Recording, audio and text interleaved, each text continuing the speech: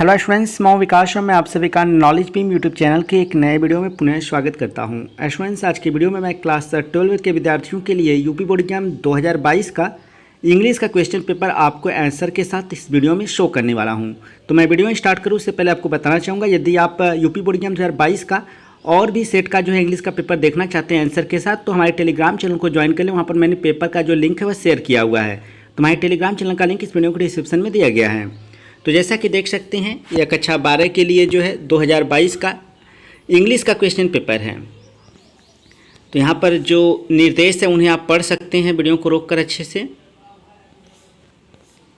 देख सकते हैं यहाँ पर आपका सेक्शन ए, जिसमें कि रीडिंग से संबंधित क्वेश्चन जो है वो स्टार्ट हो रहा है। तो इसके अंतर्गत आपको जो पहला प्रश्न दिखाई दे रहा है, इसमें आपको एक पैसेज दिया गया और इस पैसेज को आपको पढ़ने के बाद जो नीचे प्रश्न पूछे जाएंगे उन प्रश्नों का आपको उत्तर लिखना होगा। यह एक अनसीन पैसेज होता है जो कि आपकी किताब से नहीं होता है, ठीक है। तो इसे आपको पढ़ना है, पढ़ लीजिएगा आप अच्छे से। इसके बाद देख सकते हैं नीचे भी शेष भाग है उस पैसेज का, इसे भी मैं आपको दिखा देता हूँ। तो आप इन्हें अच्छे से पढ़ लीजिएगा और इस पैसेज को पढ़ने के बाद नीचे जो प्रश्न पूछे गए हैं उन प्रश्नों का उत्तर आपको इसी पैसेज के आधार पर देना होगा। तो देख सकते हैं यहाँ पर आपका पहला क्वेश्चन पूछा है, व्हाट रिलीजियस ग्रुप, यानी कौन से धार्मिक समूह इनहाइबिटेड निवास करते थे अफगानिस्तान, मतलब अफगानिस्तान में before the advent of Islam, इस्लाम के आगमन से पहले। यानी इस्लाम के आगमन से पहले अफगानिस्तान में कौन से धार्मिक समूह निवास करते थे या बसे हुए थे। तो इसका जो उत्तर है मैं आपको नीचे लिखकर जो स्पष्ट कर दूंगा, उससे पहले आप क्वेश्चन देख लीजिए। इसके बाद दूसरा क्वेश्चन है, what is meant bye the phrase the period of the Apis, यानी महाकाव्यों के समय के वाक्यांश का अर्थ क्या है।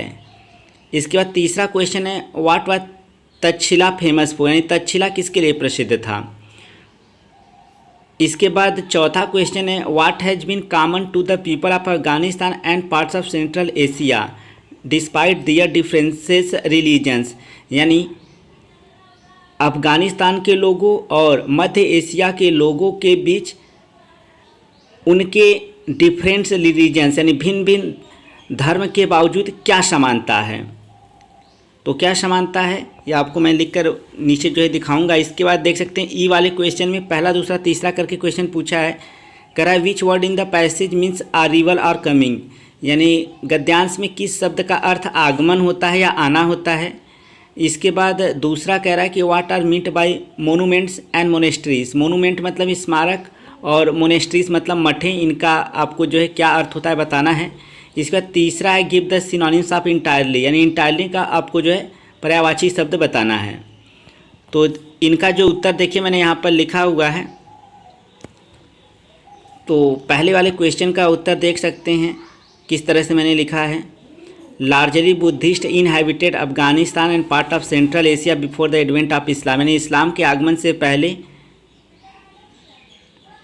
अफगानिस्तान और मध्य एशिया के भागों में ज़्यादातर बुद्धिस्ट यानी कि बौद्ध धर्म को मानने वाले इनहाइबिटेड निवास करते थे।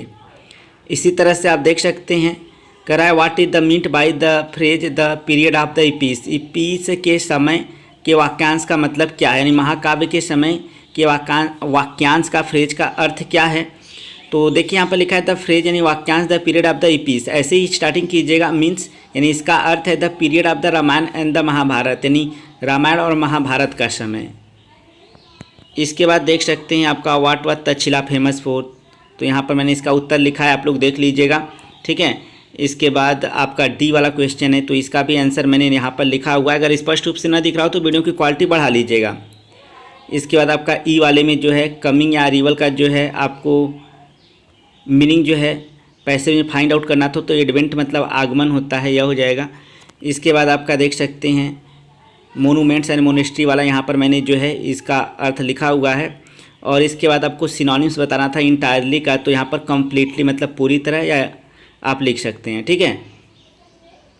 तो वीडियो की क्वालिटी बढ़ा लीजिएगा ताकि स्पष्ट रूप से दिखाई दे। इसके बाद आपका सेक्शन बी स्टार्ट हो रहा है। इसमें राइटिंग से संबंधित आपको प्रश्न दिखाई दे रहा है, जिसमें कि आपको आर्टिकल लिखने के लिए कहा जा रहा है। 3 टॉपिक दिया हुआ है, तो आर्टिकल जो है आप हेडिंग से लिखें, आपको पूरे नंबर मिलेंगे। आर्टिकल का पूरी तरह से मतलब जो है यहाँ पर ऐसे से कर दिया गया है। अगर आप देखेंगे कक्षा 10 का जो इंग्लिश का पेपर इस बार हुआ था बोर्ड एग्जाम में, उसमें जो आर्टिकल आपको लिखने के लिए आएगा लिखने के लिए आया था, उसमें हेडिंग आपका दे दिया था। तो इसका मतलब है आर्टिकल आप हेडिंग के अंतर्गत लिख सकते हैं, ठीक है ना। तो इस चीज़ क्लियर कर लीजिएगा। और आर्टिकल कौन से इंपॉर्टेंट है, मैंने अपने चैनल पे वीडियो बनाया हुआ है, प्लेलिस्ट में जाकर देख सकते हैं आप। इसका तीसरा जो क्वेश्चन आपका लेटर राइटिंग से है, तो लेटर राइटिंग पर भी कंप्लीट हमारे चैनल पे प्लेलिस्ट है, आप जाकर देख सकते हैं, ठीक है।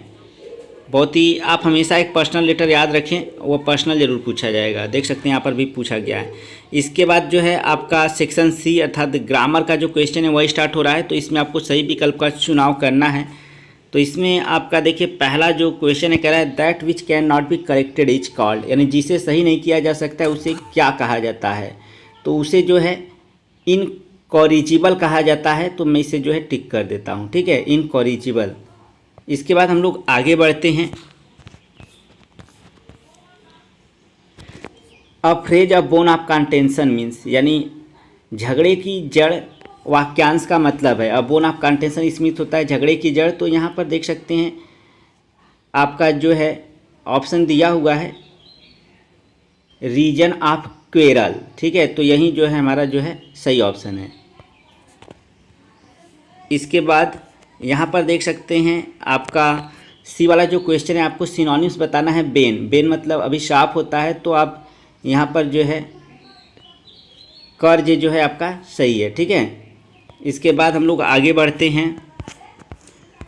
कह रहा है ऑलवेज स्पीक अ ट्रूथ। इसमें आपको किस वर्ड में गलती है, तो ऑलवेज स्पीक द ट्रूथ होता है। तो यहाँ पर जो आर्टिकल ए है यह वाला जो है आपका गलत है, इसी पे हम लोग टिक लगाएंगे, ठीक है। यही यानी आपका सही ऑप्शन है। इसके बाद आपका यहाँ ई है, आपको एंटोनिम्स बताना है एंशिएंट का। एंशिएंट मतलब होता है आपका प्राचीन या पुराना, तो मॉडर्न मतलब होता है जो आपका नया। आपको विलोम शब्द बताना है, तो यह वाला जो ऑप्शन है मॉडर्न, यह सही है, ठीक है। तो अगर आप इन सारे टॉपिक्स का तैयारी करना चाहते हैं तो हमारे चैनल को विजिट करके अच्छे से तैयारी कर सकते हैं। इसके बाद देख सकते हैं आपका 5वें में जो है ये वाला जो क्वेश्चन है नरेशन से है। पहला दूसरा करके 2 डायरेक्ट नरेशन दिया है, जिसे इनडायरेक्ट नरेशन में चेंज करना है। केवल एक को ही चेंज करने के लिए कहा गया आपको। तो इसका जो उत्तर है मैं आपको नीचे भी स्पष्ट कर देता हूँ, ठीक है। इसके बाद बी वाला जो क्वेश्चन है ये आपका देख सकते हैं आपका सिंथेसिस से है। इसमें भी पहला दूसरा करके 2 क्वेश्चन पूछा है, जिसमें से केवल एक को जैसा निर्देश दिया है ब्रैकेट में वैसा आपको कंबाइन करना है। तो इसका भी उत्तर मैंने नीचे जो है आपको क्लियर किया है, उसे मैं आपको शो कर देता हूँ, ठीक है। इसके बाद सी वाला जो है आपका ट्रांसफॉर्मेशन से है। इसमें भी पहला दूसरा करके 2 क्वेश्चन पूछा है, जिसमें से केवल एक क्वेश्चन को करना है। तो इसका भी जो आंसर है मैंने नीचे लिखा हुआ है, तो मैं आपको दिखाता हूँ अभी। इसका जब का जो डी वाला है यह आपको जो है करेक्ट करने के लिए दिया गया है, किसी एक को करेक्ट करना है। सिंटेक्स से है, पहला दूसरा करके 2 आपको वाक्य दिया गया, केवल एक वाक्य को सही करना है। तो इसका भी उत्तर मैंने नीचे लिखा है, अभी दिखाते हैं आपको। इसके बाद ई वाला जो आपका होमोफोन से है, इसमें से आपको पहला दूसरा करके 2 शब्दों का समूह दिखाई दे रहा है। तो इसमें से केवल एक ही शब्द समूह का आपको वाक्य में प्रयोग करना है, जो कि इनकी मीनिंग को क्लियर कर दे, ठीक है। यहाँ पर वर्ड्स पेयर दिया हुआ है, शब्दों का एक जोड़ा। तो इसका वाक्य में इस तरह से प्रयोग करना है ताकि इनकी मीनिंग स्पष्ट हो जाए, केवल एक का ही, ठीक है। तो इसका भी उत्तर मैं नीचे आपको दिखा देता हूँ। तो देख सकते हैं यहाँ पर 5वें का ए वाला जो है डायरेक्ट नरेशन, मैंने दोनों का दोनों डायरेक्ट नरेशन का इनडायरेक्ट नरेशन यहाँ पर बनाया हुआ है। दूसरा वाला देख सकते हैं आप किस तरह से, यानी कि जो बी का पहला है सिंपल सेंटेंस बनाया गया, और जो बी वाला यानी कि कॉम्प्लेक्स सेंटेंस बनाया गया है, इसे आप ऐसे भी बना सकते हैं। दो सी इज रिच कामा देकर सी इज नॉट हैप्पी, ऐसे भी बना सकते हैं, या आल्दो से बना सकते हैं। आप चाहो तो 8 लगा सकते हो, नहीं तो 8 नहीं लगाते हैं तो कामा लगाना पड़ेगा, ठीक है। इसके बाद आपका पैसिव वाइज देखिए यहाँ पर मैंने बनाया हुआ है, एक्सक्लेमेटरी सेंटेंस बनाया हुआ है। और इसके बाद आपका डी का जो है पहला देखिए मैंने करेक्ट किया हुआ है, ऐट आ जाएगा। और जो दूसरा वाला है यह 2 तरह से हो सकता है, I am too happy not to see you. तो यहाँ पर देखिए आपको इन्फिनिटिव जो है निगेटिव बनाना होगा, तभी आपका सकारात्मक अर्थ आएगा, या फिर I am happy to see you ऐसे भी आप बना सकते हैं, ठीक है। इसके बाद आपका होमोफोन्स है, तो देख सकते हैं किस तरह से मैंने वाक्य में प्रयोग किया है, और एक ही करना होता है आपको। तो यहाँ पर मैंने दोनों का बना दिया है। तो आई होप आपको अच्छे से समझ में आ गया होगा। इसके बाद हम लोग आगे बढ़ते हैं। तो आपका क्वेश्चन नंबर जो 6 है, इसमें आपको एक हिंदी का पैसेज दिया जाएगा और जिसे आपको इंग्लिश में जो है ट्रांसलेट करना है। अगर हिंदी से इंग्लिश में बिल्कुल भी आप ट्रांसलेट नहीं कर पाते हैं तो हमारे चैनल को विजिट करके प्लेलिस्ट में चेक करेंगे तो आपको जो है एक कंप्लीट प्लेलिस्ट मिल जाएगा, जिसे आप देखकर काफ़ी अच्छे से हिंदी से इंग्लिश में ट्रांसलेट करना सीख सकते हैं। ठीक है, यह मैं आपको दिखा दे रहा हूँ पैसेज। इसके बाद आपका जो है क्वेश्चन नंबर जो है 7 आता है, जिससे जो कि सेक्शन डी के अंतर्गत यहाँ से आपका इंग्लिश टेक्स्ट बुक के क्वेश्चन शुरू होते हैं। तो क्वेश्चन नंबर 7 में ए बी करके आपको 2 क्वेश्चन दिखाई दे रहा है। ए में भी अथवा करके क्वेश्चन है, बी में भी अथवा करके क्वेश्चन है। केवल एक एक प्रश्नों का उत्तर आपको लिखना है। तो हमारे मोबाइल एप्लीकेशन से आप इनकी तैयारी कर सकते हैं। हमारे मोबाइल एप्लीकेशन का लिंक इस वीडियो के डिस्क्रिप्शन में है, आप जरूर एक बार जाकर देखें। ठीक है, तो यह हो गया आपका क्वेश्चन नंबर 7। इसके बाद आपका क्वेश्चन नंबर 8 आता है। तो क्वेश्चन नंबर 8 में जो है आपको ए बी करके 2 क्वेश्चन देखने को मिलेगा, जिसमें से केवल एक प्रश्न का उत्तर आपको जो है लिखना है ऑलमोस्ट 80 वर्ड्स में। यह भी आपके इंग्लिश प्रोज से है और इस पर भी हमारे मोबाइल एप्लीकेशन पे आपको देखने को मिल जाएगा प्रिपरेशन, जाकर आप डाउनलोड कर लीजिए। ठीक है, इसके बाद आपका क्वेश्चन नंबर 9 जो है ये आपका इंग्लिश पोएट्री से है। इसमें आपको एक स्टेंजा दिखाई दे रहा है। इस स्टेंजा को आपको जो है पढ़ना है और पढ़ने के बाद नीचे जो प्रश्न पूछे गए हैं उन प्रश्नों का उत्तर आपको इसी स्टेंजा के आधार पर देना होगा। तो अगर आप किस तरह से कॉम्प्रिहेंशन क्वेश्चन का आंसर लिखा जाता है नहीं जानते तो हमारे मोबाइल एप्लीकेशन पे जाइए, वहाँ पर मैंने जो है इस सब का प्रिपरेशन कराया है। ठीक है, तो यहाँ पर ए बी सी करके 3 क्वेश्चन पूछा गया है, जिनका उत्तर आपको ऊपर देके स्टेंजा के आधार पे देना है।